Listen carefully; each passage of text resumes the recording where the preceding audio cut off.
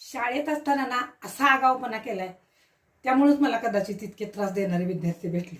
तर आम्ही काय करायचो, ज्याचा स्वाध्याय पूर्ण नसेल म्हणजे गृहपाठ घरी दिलेला अभ्यास आणि आमचा पूर्ण असेल तर त्या दिवशी आम्ही काय करायचं, जी लाकडी छडी असते ना सर मागतात ती छडी लपवून ठेवायची आणि लोखंडी पट्टी असते का, लांबडी असायची लोखंडी पट्टी, ती टेबलवर ठेवायची, लाकडी टेबलच्या खाली ठेवायची. मग सर आले की त्या टेबलच्या खाली वाकून बघायचे नाहीत.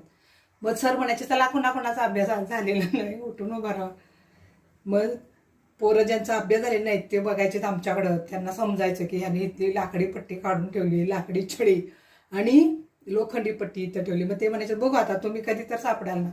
तर अशी आम्ही गंमत करायची. त्यावेळी लोखंडी पट्टीनं छडी असायची आणि मार पण असायचा. आता कायद्यानं तो बंदी, त्या गोष्टीवर बंदी आणली तरी देखील ह्या आठवणी अशा आहेत की आज आठवतात तेव्हा त्या गोष्टींचं प्रचंड हसायला येतं.